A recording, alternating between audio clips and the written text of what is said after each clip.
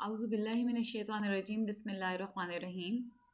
Third year आज हम लोग इंशाल्लाह क्वेश्चन नंबर 20, 21 एंड ऑनवर्ड जो 3.1 के क्वेश्चंस रह गए हैं उनको कंप्लीट करेंगे। अब लास्ट लेक्चर में हमने ये पढ़ा था कि कोई भी फंक्शन अगर आपको दिया हुआ है एफ ऑफ एक्स तो वो उस वक्त इंक्रीजिंग फंक्शन होता है जब उसका डेरिवेटिव ग्रेटर देन ज़ीरो हो। सिमिलरली अगर हमने ये प्रूव करना है कि कोई function F of x decreasing function है तो हमें ये शो करना पड़ेगा कि उस फंक्शन का डेरिवेटिव लेस देन ज़ीरो। ठीक है, तो अब आप देख सकते हैं कि क्वेश्चन नंबर 20, 21 और 22 इन तीनों क्वेश्चंस में आपसे ये कहा हुआ है कि आपने इस फंक्शन को इंटरवल्स आपको गिवन है। जैसे 20 क्वेश्चन में कहा हुआ है कि F of X is monotonically increasing on every interval. ठीक है, इसको आपने प्रूव करना है कि हर इंटरवल पे इंक्रीजिंग है। 21 में आपको इंटरवल साथ गिवन है कि 0 से इन्फिनिटी इंटरवल पे प्रूव करें कि फंक्शन इंक्रीजिंग फंक्शन है। और 22 क्वेश्चन में गिवन है कि शो करें कि this function is increasing for 0 is less then x is less than pi by 2। अच्छा, एक तो आप ये कर लें कि आप फर्स्ट जो क्वेश्चन नंबर 20 जो आपको दिया हुआ है इस क्वेश्चन में करेक्शन कर लें। क्वेश्चन है F of X is equal to X cube minus 3x² plus 3x plus 2। ठीक है, यहाँ क्वेश्चन गलत दिया हुआ है, इसको एक तो आप करेक्ट कर लें। ठीक है, अब हम इनमें से एक क्वेश्चन देख लेते हैं। क्वेश्चन नंबर 21, क्वेश्चन नंबर 21 में दिया हुआ है prove that the function F of X equal to 2x minus tan inverse of x minus ln of x plus under root of x² plus 1 is increasing on interval 0 to infinity. ठीक है, हमने ये function consider कर लिया। अब हम show ये करना चाहते हैं कि 0 से इन्फिनिटी इंटरवल पे इस फंक्शन का डेरिवेटिव ग्रेटर देन 0 है। अगर हम ये चीज़ शो कर दें तो इसका मतलब ये होगा कि 0 से इन्फिनिटी इंटरवल पे F of x is an increasing function. ठीक है, अब इसलिए हम लोगों ने सबसे पहले इस फंक्शन का डेरिवेटिव फाइंड आउट किया। तो डेरिवेटिव आपको फाइंड आउट करना आता है 2x का derivative 2, tan inverse of x का डेरिवेटिव 1/1 प्लस x², और इसी तरह से ln of x plus under root of x² minus 1 का derivative 1/x plus under root of x² plus 1, और फिर साथ डेरिवेटिव ऑफ दिस फंक्शन वो आपके पास है 1 plus 2x divided by 2 under root of x² plus 1। इसके बाद हमने इस डेरिवेटिव को सिंप्लीफाई कर दिया। सिंप्लीफाई करने से कटिंग हो रही है। ये जो आपके पास न्यूमरेटर में वैल्यू है ये यहाँ पे डेरिवेटिव सिंप्लीफाई हो रहा है, ये वैल्यू इस वैल्यू के साथ जो है वो कैंसिल हो रही है। ठीक है, आपके पास सिंप्लीफाई करने के बाद ये डेरिवेटिव आ गया। अब आप इसका एलसीएम ले लें, क्योंकि हमने ये शो करना है कि F dash of X is greater than 0, इसलिए हमें इसको थोड़ा सा मज़ीद सिंप्लीफाई करना पड़ेगा। तो मैंने यहाँ पे एलसीएम ले लिया है। एलसीएम इसमें 1 प्लस x² इसका एलसीएम बनता है, क्योंकि 2 के नीचे अगर आप देखिए तो 2 के नीचे 1 है। ठीक है, और उसके बाद एक वैल्यू डिनोमिनेटर में आ रही है 1 प्लस x² और एक वैल्यू आ रही है under root of x² plus 1। तो इसमें से 1 प्लस x² ही बड़ी वैल्यू है। ठीक है, हमने एलसीएम लिया, एलसीएम लेके इसको सिंप्लीफाई कर दिया। अभी भी इसको शो करने के लिए कि ये ग्रेटर देन 0 है, आप देख सकते हो कि डिनोमिनेटर में तो आ रहा है 1 प्लस x²। 1 प्लस x² तो ऑब्वियसली 0 से इन्फिनिटी इंटरवल पे ग्रेटर देन 0 होगा, क्योंकि 1 भी ग्रेटर देन 0 है, x का स्क्वायर आ रहा है। ठीक है, वो भी लाजिम आता है, स्क्वायर भी किसी भी वैल्यू का ग्रेटर देन 0 होगा। इसका मतलब है अगर हम ये शो कर रहे हैं कि न्यूमरेटर में जो वैल्यू मौजूद है ये ग्रेटर देन 0 है, तो हम ये कह सकते हैं कि F dash of X is greater than 0। अब इसका therefore for F of X to be increasing F dash of X should be greater than और इक्वल टू 0, दैट इज हमें न्यूमरेटर वाली वैल्यू को शो करना पड़ेगा कि ये ग्रेटर देन 0 है। न्यूमरेटर में वैल्यू है 1 plus 2x² minus under root of 1 plus x²। This should be greater than और equal to 0, that is 1 plus 2x² plus 1 minus 2 under root of 1 plus x² plus under root of 1 plus x² is greater than और equal to 0। इसमें हमने 1 add और subtract भी कर दिया है, और minus under root of 1 plus x² को लिख दिया minus 2 under root of 1 plus x² और plus under root of 1 plus x²। इसको अगर हम ऐड अप कर लें तो दोबारा यही वैल्यू बनती है minus under root of 1 plus x²। अच्छा, इसको अगर हम देखें तो 1 प्लस 1 ये आ गया 2 प्लस 2 x², और यहाँ पे आ गया 2 minus 2 under root of 1 plus x² plus under root of 1 plus x²। इधर से 2 कॉमन आ रहा है, इसी तरह से इन दोनों वैल्यूज़ में से पहले हम लोगों ने 2 कॉमन ले लिया, फिर आपने ये किया कि फर्स्ट और सेकंड वाली जो वैल्यू है इन दोनों वैल्यूज़ में से 2 कॉमन जब लिया, 2 भी कॉमन आ रहा है और under root of 1 plus X square भी कॉमन आ रहा है, ठीक है।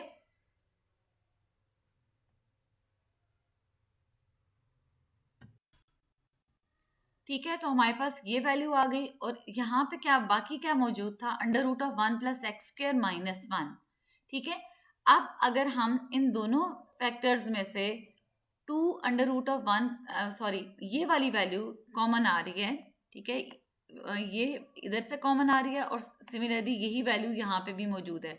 अगर हम इन दोनों को कॉमन ले लें तो बाकी क्या बचता है, 2 under root of 1 plus X square plus 1, और ये वाली वैल्यू आपके पास हमने आप समझे कि ये इन दोनों में से ये वैल्यू जो है वो कॉमन ले ली है, ठीक है। अब आप देख सकते हो कि obviously 2 under root of 1 plus X square plus 1, इसमें सारी वैल्यूज ऐड हो रही हैं और हैं भी ग्रेटर देन 0। इसका मतलब है ये वाला फैक्टर ग्रेटर देन 0 है, और ये जो सेकंड फैक्टर बन रहा है इसमें 1 प्लस एक्स स्क्वायर है, उसके बाद उसका अंडर रूट आ रहा है, यानी 1 में कोई वैल्यू ऐड हो रही है। ऑब्वियसली 1 में ऐड होने वाली वैल्यू जो है वो ग्रेटर देन 1 ही होगी, तो this value -1 is also greater than 0।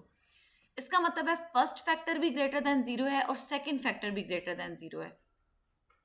इसका मतलब क्या हुआ कि ये जो न्यूमरेटर हमें दिया हुआ है this is greater than 0, numerator greater than 0 है, ठीक है। और इसका मतलब क्या है कि न्यूमरेटर वाली वैल्यू ग्रेटर देन 0 है और डिनोमिनेटर तो ऑलरेडी ग्रेटर देन 0 है। इसका this implies that F dash of X is greater than 0, तो आप यहाँ पे लिख दोगे this implies that F dash of X is greater than 0। F dash of X greater than 0 होने का क्या मतलब है कि फंक्शन जो है that is an increasing function, this is greater than और इक्वल टू 0, और आपने इसके बाद लिख देना है कि this implies that F of X is an increasing function. तो इस तरह से आपको अगर कोई भी फंक्शन गिवन हो आपने उसका फर्स्ट डेरिवेटिव निकालना है, जो इंटरवल कहा हुआ है उसको हम यूज़ कर सकते हैं कि इस इंटरवल में हम इसको ग्रेटर देन 0 शो करना चाह रहे हैं, उसके लिए हमने शो कर दिया कि इसका फंक्शन का डेरिवेटिव ग्रेटर देन 0 है, therefore this function is increasing function on interval 0 to infinity, ठीक है। अब नेक्स्ट क्वेश्चन देख लेते हैं, क्वेश्चन नंबर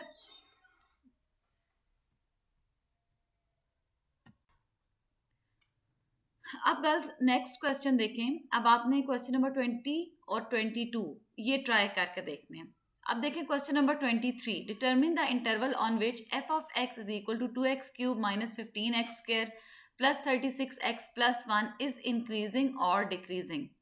अब ये क्वेश्चन थोड़ा सा डिफरेंट है, इसमें आपसे कहा है कि फंक्शन गिवन है, आपने इंटरवल फाइंड आउट करना है कि किस फंक्शन में ये फंक्शन इंक्रीजिंग है और किस इंटरवल में ये फंक्शन डिक्रीजिंग फंक्शन है, ठीक है। अब ये हम फाइंड आउट करना चाह रहे हैं कि किस इंटरवल में ये फंक्शन इंक्रीजिंग है और किस इंटरवल में ये फंक्शन डिक्रीजिंग फंक्शन है, ठीक है।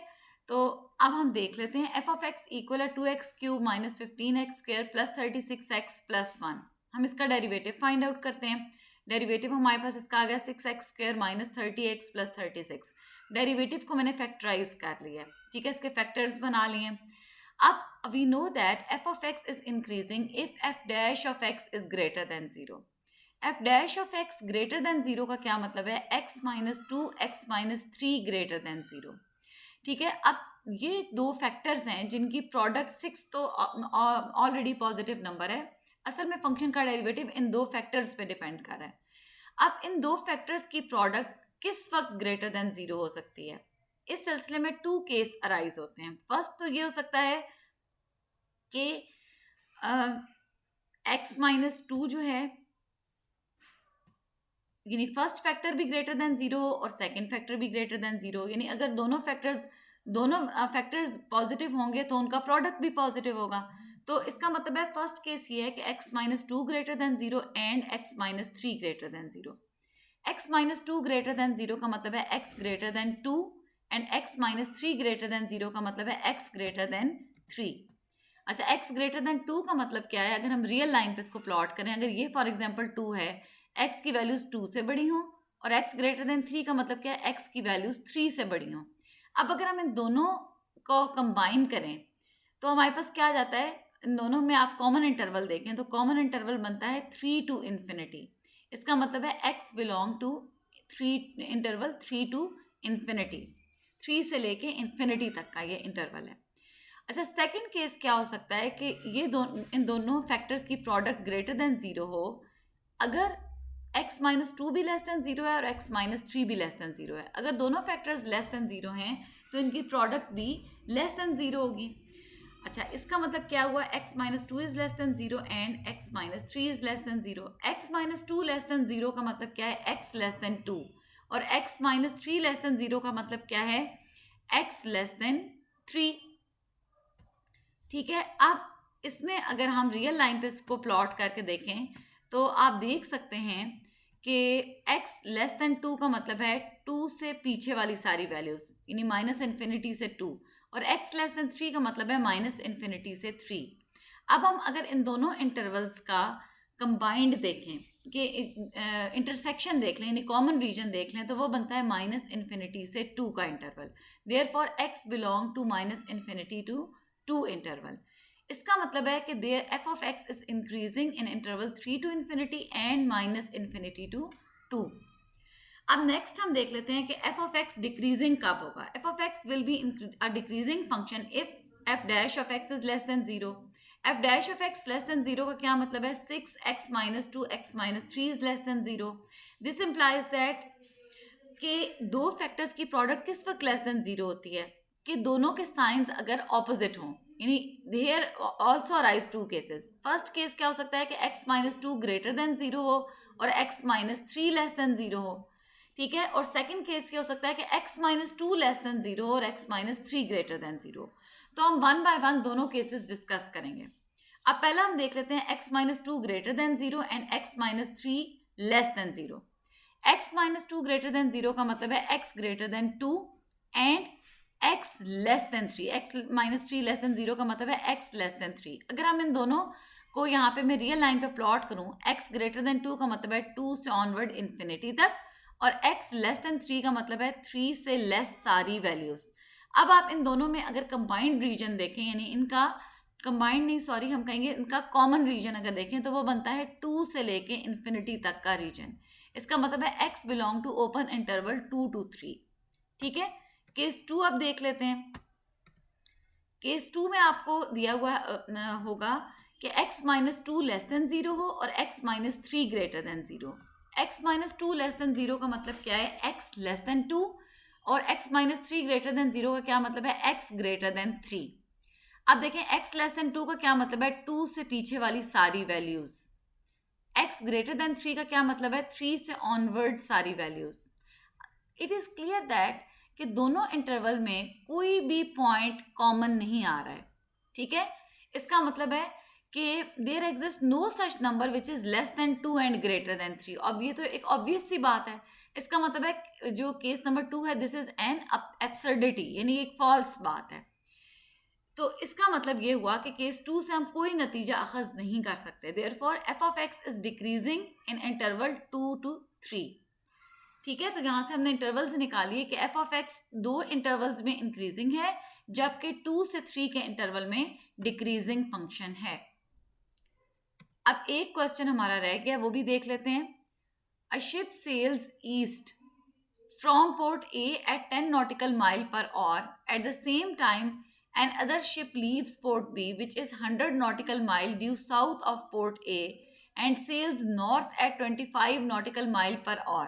For how long is the distance between the ships decreasing? अब इसके लिए आप देख लें, पहले तो मैंने यहाँ पे आपको जो है वो बता दिया ईस्ट, इसकी डायरेक्शंस क्या क्या होती हैं, east, west, north and south. आपको दिया हुआ है कि एक शिप ए पोर्ट से स्टार्ट हुई है और वो ईस्ट की तरफ जा रही है, तो ये मैंने ए जो फर्स्ट शिप है उसको शो कर दिया है। जो सेकंड शिप है वो एक बी उसको मैंने कहा है, ठीक है, वो स्टार्ट हुई है और वो नॉर्थ की तरफ जा रही है। ठीक है, अब आपके पास क्या है, हम सपोज कर लेते हैं कि आफ्टर टाइम टी जो distance between the two ships है वो x के इक्वल है। दूसरा हमने ये सपोज किया है कि आफ्टर टाइम t ए शिप जो है वो ट्रेवल करते हुए c तक पहुंच गई और जो बी शिप थी ये ट्रैवल करते हुए डी पॉइंट तक पहुंच गई, और टी टाइम के बाद इन दोनों शिप्स के दरमियान जो डिस्टेंस है वो एक्स के इक्वल है। ठीक है, अब हम ये जो है वो फाइंड आउट कर लेते हैं। ये एक ट्राइंगल हमारे पास बन रही है, तो हम इनके लिए वैल्यूज देख लेते हैं कि क्या क्या वैल्यूज हैं। बी डी जो है this is distance covered by the second ship. ठीक है, B D is equal to, अगर आपने ये डिस्टेंस कवर्ड फाइंड आउट करना है तो हम S equal to V T वाला फॉर्मूला यूज कर सकते हैं। S is equal to V T, velocity में सेकंड शिप की दी हुई है 25, तो 25 टी। ठीक है, ए बी हमें गिवन है कि दोनों शिप्स के दरमियान जब वो स्टार्ट हुई थी ट्रैवल करना तो उनके दरमियान डिस्टेंस 100 के इक्वल था।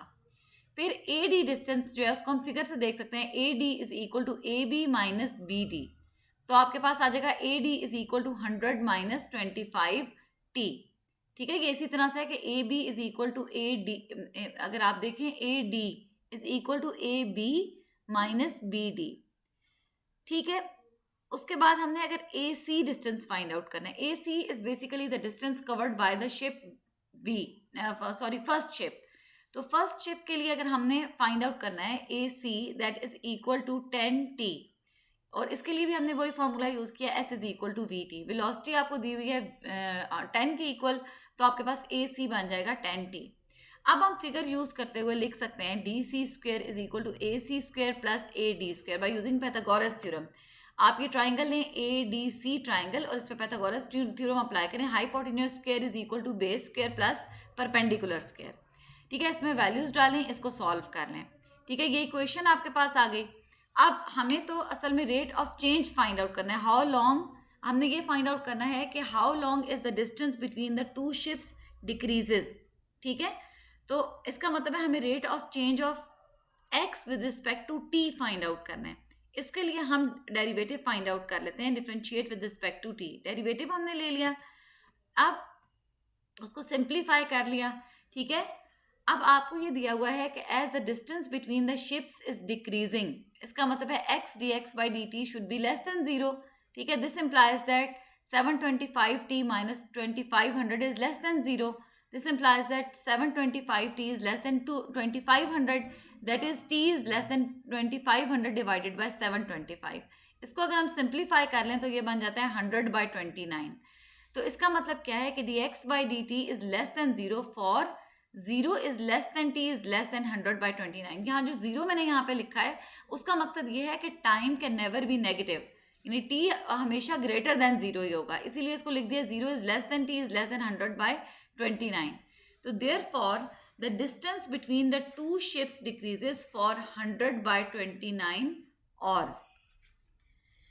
ठीक है, अब स्टूडेंट्स आप अपनी 3.1 कंप्लीट कर लें। आज हमारा इससे रिलेटेड टॉपिक्स कंप्लीट हो गए हैं, कल से इंशाल्लाह हमने नेक्स्ट टॉपिक स्टार्ट करना है। तो आप अपनी एक्सरसाइज आज कंप्लीट कर लें और मुझे अपना होमवर्क सेंड करें। ठीक है स्टूडेंट्स, अल्लाह हाफिज़, अस्सलाम वालेकुम।